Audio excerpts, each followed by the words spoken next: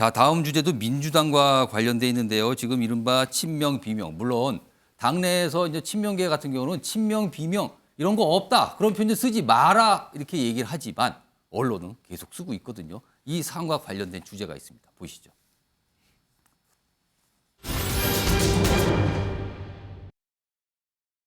세 번의 혈전인데요.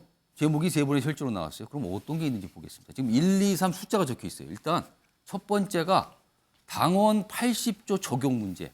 그러니까 이재명 대표 지금 이 성남 FC 그리고 대장동 관련 의혹으로 기소가 곧 될 거다는 얘기가 나와요. 뭐 날짜가 구체적으로 9일 정도 되지 않을까 이런 보도까지 나오는 상황인데 기소가 됐을 경우 직무 정지 이와 관련된 게 당원이거든요. 직무 정지가 될까? 이게 첫 번째 전선인데 여기서 이견이 있는 거 아닌가? 두 번째 전선은요. 여기 보시면요. 만약에 검찰이 구속영장을 다시 한번 청구한다면, 그러니까 다른 건으로 청구한다면 그러면 체포동의안이 또 한 번 오게 되거든요. 그러면 그때는 민주당에서 어떻게 할 것이냐? 부결이냐? 가결이냐? 아니면 당론으로 아예 부결을 정할 것이냐? 뭐 이런 문제가 있어요. 그리고 세 번째는 바로 이겁니다.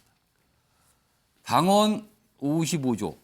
그러니까 원내대표를 뽑아야 됩니다. 원래대로라면 5월에 뽑아야 되는데 뭐 국민의힘과 보조를 맞추기 위해서 뭐 4월로 땡길 수가 있다는데 여기는요.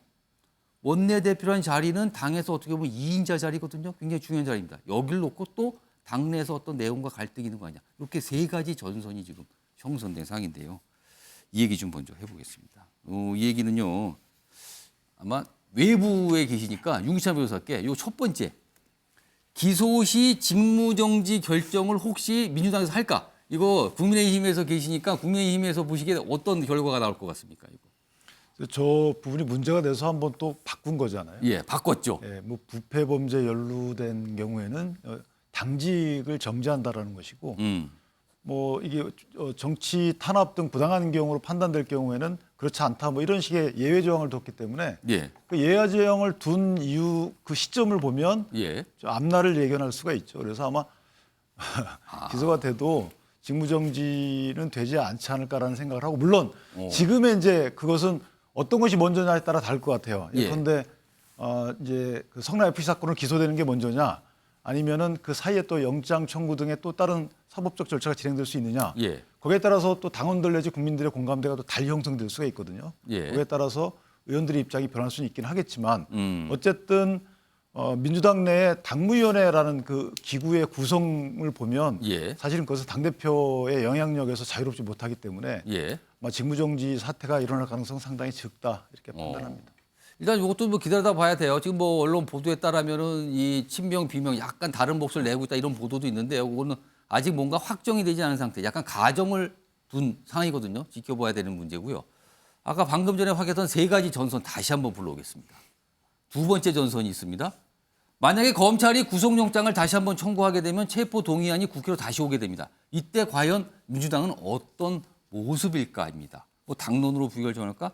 아니면 아예 투표를 보이콧할까? 투표를 보이콧한다.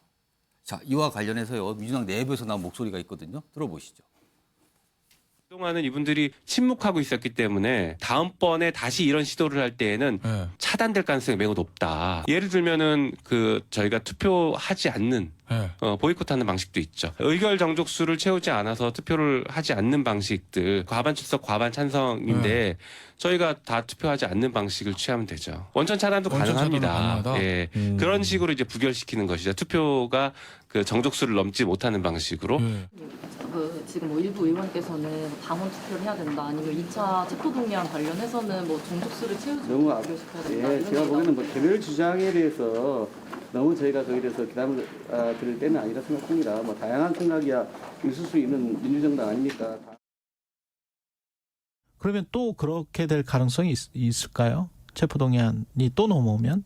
그렇게 되면 그거야말로 걷잡을 수 없는 일들이 벌어지기 때문에 자유사로 하면? 자유사라는 것은 당론 속에서 함께 조화를 이루는 자유사지 네. 뭐 당론과 전혀 무관한 자유사일 수 없잖아요. 예, 그렇죠. 예, 그렇기 때문에 지금부터 공개적이고 투명하게 허심탄회하게 한번 논의해서 논의가 필요하다. 김남국 의원 같은 경우는 뭐 표결 하루 이틀 전부터 계속 조직적인 전화가 또 가결, 부결, 무효 이런 얘기가 나왔다라고 얘기를 하던데요. 글쎄요, 조직적이라는 것도 네. 제가 보기엔 뭐 한두 사람이 기획해가지고 조직적으로 움직여서 이제 이렇게 그런 증자도 없고요. 증거가 없다. 3, 4, 5 모여서 자기들끼리 얘기한 건 있었겠죠. 저도 전화를 받았습니다. 저는 전화 왜냐면 받으셨어요? 예, 저한테는 전화가 와서 아니 그 반대하다가 그렇게 말씀하면 좀 어떡하냐 하면서 저 무효표라도 좀 해주셔야 되는 거 아니냐. 그렇지만 저는 그 얘기 들었다고 해서 제가 뭐 그 말 따라서 무효하겠습니까?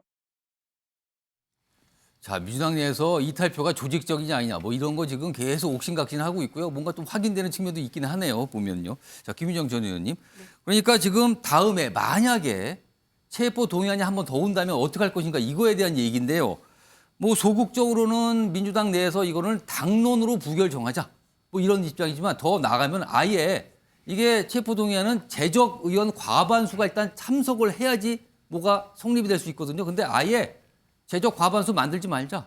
보이콧 해버리자. 민주당이 왜냐하면 의석수가 절반 이상을 넘기 때문에 가능하거든요. 자, 이럴 가능성. 아예 미달로 해서 사실상 부결시키자는 건데 이 가능성 어떻게 보십니까? 저희가 이제 실명으로 법안에 대해서 투표를 할 때도 당론으로 정한 거에도 반대하거나 기권하는 분도 계세요. 예. 이제 본인이 소신 투표하는 거죠. 예. 근데 이번에도 사실은 그 투표 전에 의 총장에서는 특별하게 이의 제기를 하거나 본인은 나는 절대로 이거 가결한다, 찬성하겠다, 뭐 이렇게 하는 분은 없었단 말이죠. 무기명 비밀 투표가 가지고 있는 익명성, 예. 뭐 특혜라고 해야 될까요? 이제 그런 차원인데 당론으로 한다 한들 굳이 나는 죽어도 뭐 부결에 반대다 이렇게 하는 의원이 있다면 또 찬성표가 나오겠죠. 그렇겠죠. 그런 점에서 당론으로 굳이 이걸 정하는 게 그게 무슨 의미가 있을까 그런 생각이 들고요.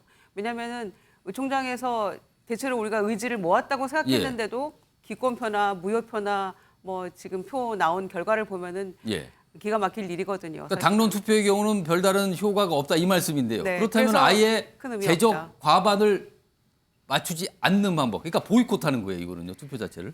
그거는 할지 안 할지 모르겠습니다만은 저는 예. 그렇게 가서는 안 된다고 생각합니다. 아. 예, 왜냐하면은 우리가 다 내년 총선 위해서 지금 잘하자 이런 취지잖아요. 예. 그런데 무당층이 갈수록 늘어나고 있고 중도층이 늘어나가고 있고 이런 이유가 뭐겠습니까? 우리가 선거 때는 다 중도층의 표심 공략, 예. 또 무당층을 어떻게 우리 편으로 끌어들일 것인가, 어떻게 국민을 설득할 것인가에 주안점을 두고 선거를 하는 것인데 예.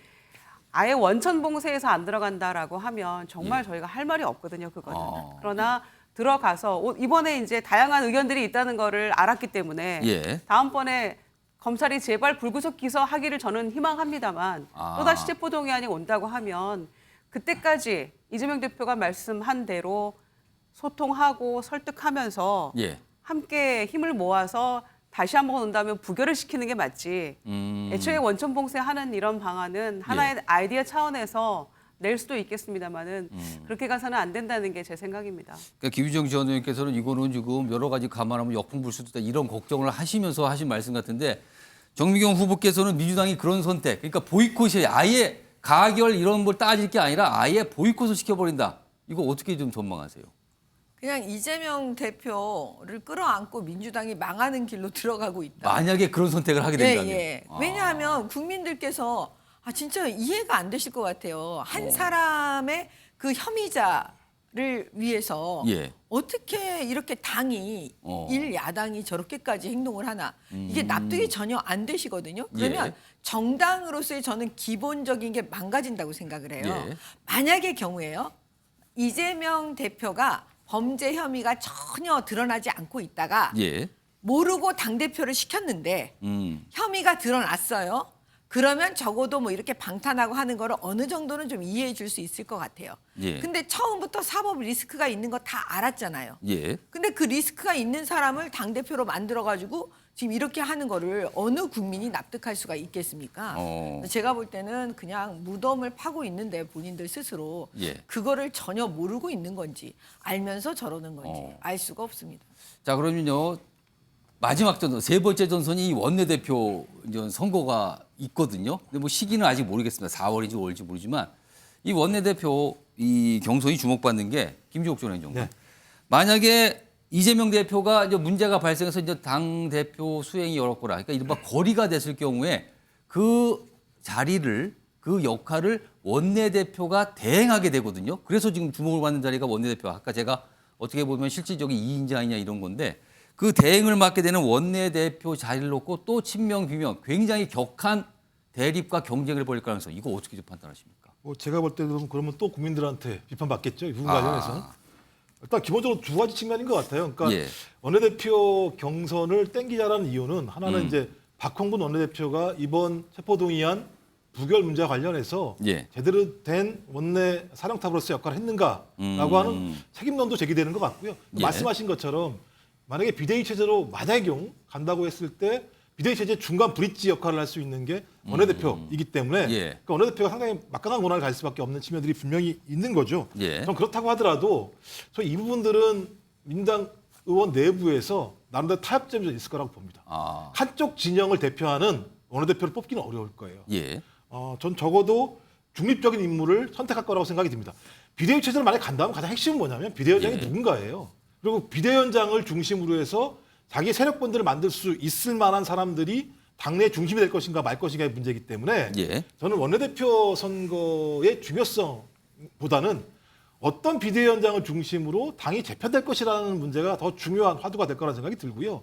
그런 측면에서 아까 말씀드렸지만 예를 들면 국민의힘이 7대3에서 100% 책임당원으로 가게 되면 예. 비판을 받고 또 민주당에서 당원 80조 사망을 바꿔서 저희 당무위로 바꾸게 되면 국민들에게 예를 들어 의구심을 받잖아요. 예. 당원이 정한 대로 5월에 원내대표 선출을 하기로 했으면 원칙대로 가는 게 맞습니다. 원칙대로 가고요. 오히려 그 기간 동안 더 건강한 원내대표 경쟁을 통해서 국민에게 그런 부분들을 설명하는 게 나은 거지. 그렇지 않고 이걸 땡긴다? 땡기게 되면 뻔한 거 아니겠습니까? 당 내부에 내용이 심각하구나. 예. 비대위 체제를 원하는 사람들이 저쪽에 계속 압박을 넣는구나. 예. 그럼 국민들이 좋아하겠습니까? 집안 싸움하는 정당을 좋아할 국민들은 없죠. 저는 당원에 정해진 대로 5월 선거로 가야 된다고 생각합니다.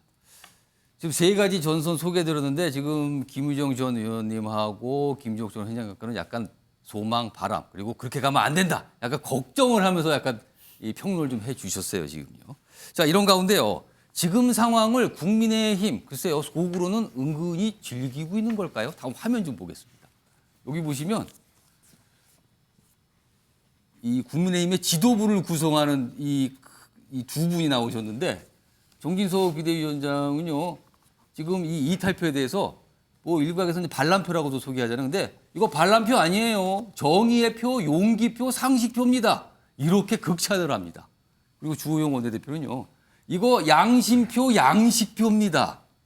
색출시도 이거 비문명적 아닙니까? 어떻게 된 겁니까? 그러면서 두 인물 모두 극찬을 해요. 응원하는 것 같아요. 근데 이게 진짜 응원인 건지 아니면 뭔가를 다른 생각을 하는 건지 모르겠습니다만 자, 그럼 이 두 인물의 이야기 영상으로도 준비했습니다. 들어보시죠. 민주당 내에서 반란표를 색출하는 움직임도 좀 있는데 어떻게 이런 건 평가해야 되는지. 저는 언론에서 반란표라고 이름 짓는 것 자체를 반대합니다. 반란표가 아니고 양심표 혹은 양식표라고 저는 이야기를 하고 싶습니다. 양심과 양식이 있는 분들이 소신을 가지고 한 것인데 그것을 반란표라고 해서 되겠습니까? 그것은 헌정 질서에 대한 중대한 위협이자 도전이라고 생각을 합니다. 체포동의안 찬성표가 반대표를 넘어섰습니다. 민주당 의원들이 대거 찬성에 참여했습니다. 반란표가 아닙니다. 정의와 용기, 상식의 표심이었습니다. 자, 그런데요. 시간을 좀 1년 정도 뒤로 돌려보면은요. 당시에는 국민의힘이 지독한 아주 극한 내용에 있었어요. 근데 당시에는요.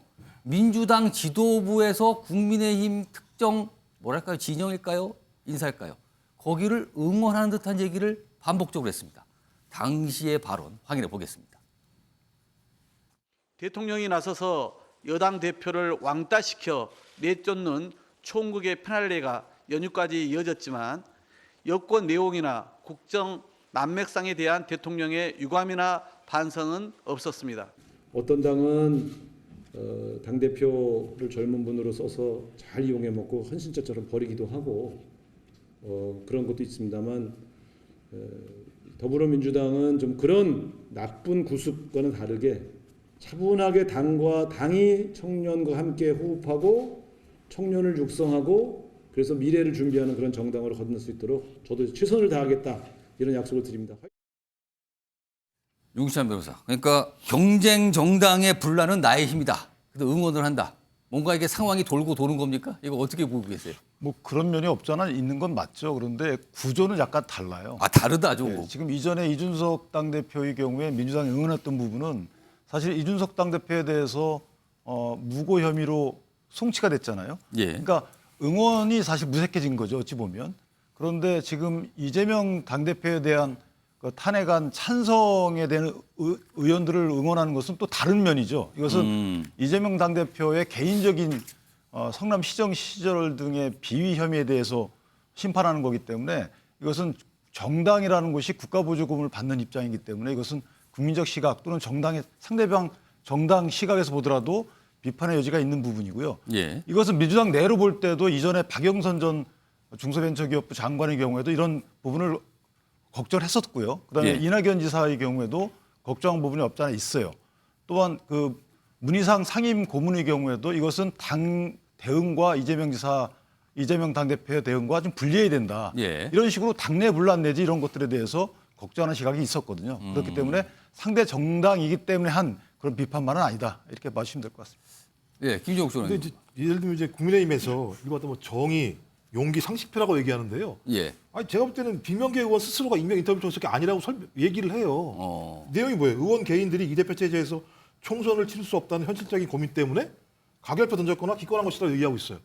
예를 들면 구속영장이 사유가 타당한지 안 타당한지에 대해서 평가라고 그랬더니 내년 총선 때문에 그렇게 했다고 얘기를 한 거예요. 예. 제가 볼 때 일종의 차도살인이에요. 검찰의 수사권, 구속영장권을 통해서 소위 당대표를 끌어내려서 공천권을 확보하려고 하는 거기 때문에 이걸 어떻게 예를 들면 같은 국회의원 정치인으로서 정의, 용기, 상식표라고 말씀하시죠? 이해가 좀 안 돼요.